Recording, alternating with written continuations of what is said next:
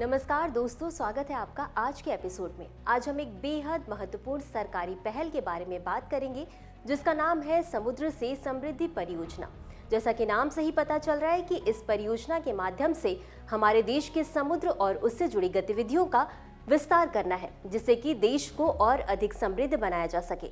आप सभी को पता है कि प्रधानमंत्री नरेंद्र मोदी जो है आज गुजरात के दौरे पर है और वहां पर उन्होंने भावनगर में ये जो हमारा समुद्र से समृद्धि कार्यक्रम है इसका अनावरण किया है, जिसमें कि कुल 34,200 करोड़ रुपए की से अधिक की परियोजनाओं का उद्घाटन और शिलान्यास किया गया है।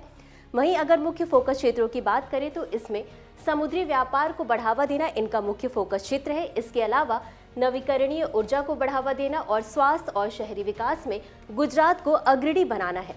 तो एक एक करके हम इन परियोजनाओं को समझ लेते हैं कि ये कौन कौन सी हैं।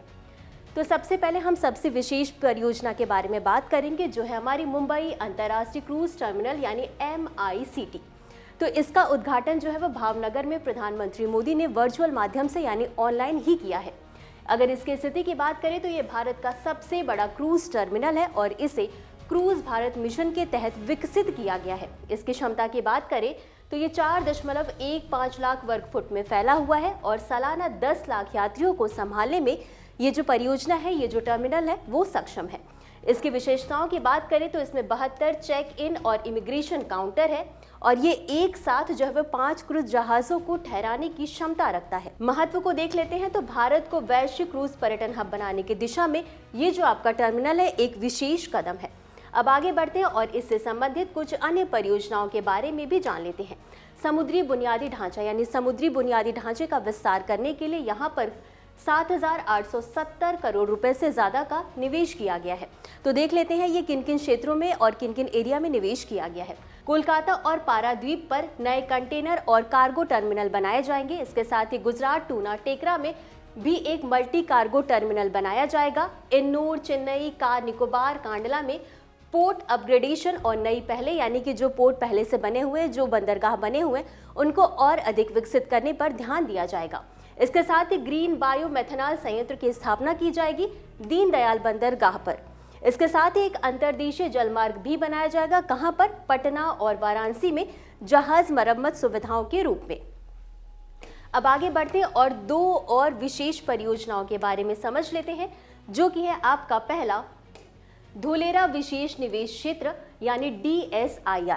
तो ये जो है इसे एक हरित औद्योगिक शहर के रूप में विकसित किया जाएगा, यानी कि औद्योगिक क्षेत्र तो बनाए जाएंगे लेकिन ये पूरी तरह से पर्यावरण पर आधारित होंगे, पर्यावरण को ध्यान रखते हुए बनाए जाएंगे।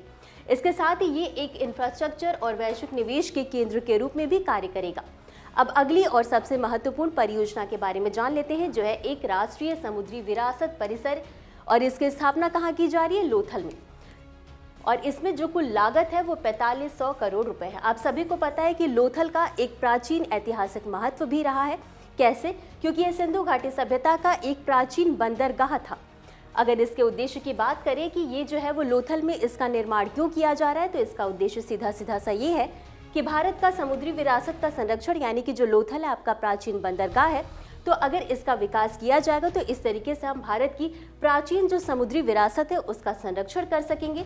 साथ ही इससे जो है पर्यटन को बढ़ावा मिलेगा। इसके अलावा शिक्षा और अनुसंधान को भी बढ़ावा मिलेगा। लोथल के बारे में हमें और भी कई बातें जानने को मिलेंगी। हालांकि इसके अलावा जो सरकार है उन्होंने ऊर्जा, स्वास्थ्य और शहरी परिवहन पर भी ध्यान केंद्रित किया है। तो एक एक करके इन सब को भी हम समझ लेते हैं।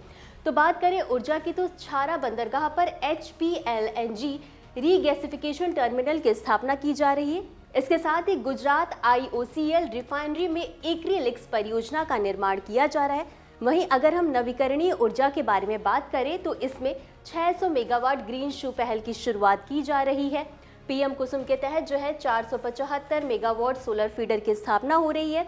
45 मेगावाट बडेली सोलर PV परियोजना की भी स्थापना होगी।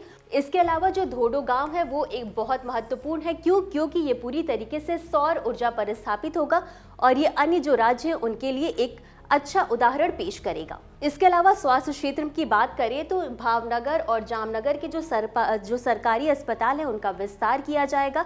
इसके साथ ही जो अन्य अस्पताल है उनका भी शिलान्यास किया जा सकता है। वहीं अगर शहरी परिवहन की बात करें तो इसमें 70 किलोमीटर राष्ट्रीय राजमार्ग का 4 लेन विस्तार किया जाएगा। तो ये थी आज के हमारा पूरा डिस्कशन का टॉपिक। इसमें समुद्र से समृद्धि परियोजना जो है, कार्यक्रम जो, उसके बारे में हमने विस्तार से समझ लिया। और इसी के साथ अंत में बारी है इससे संबंधित एक अभ्यास प्रश्न की। प्रश्न देख लेते हैं। समुद्र से समृद्धि कार्यक्रम के अंतर्गत उद्घाटित भारत का सबसे बड़ा क्रूज टर्मिनल कौन सा है? आपके ऑप्शंस है ए चेन्नई, बी कोलकाता, सी मुंबई या डी कांडला। तो इस प्रश्न का उत्तर कमेंट बॉक्स में जरूर दें। आज के लिए बस इतना ही। धन्यवाद।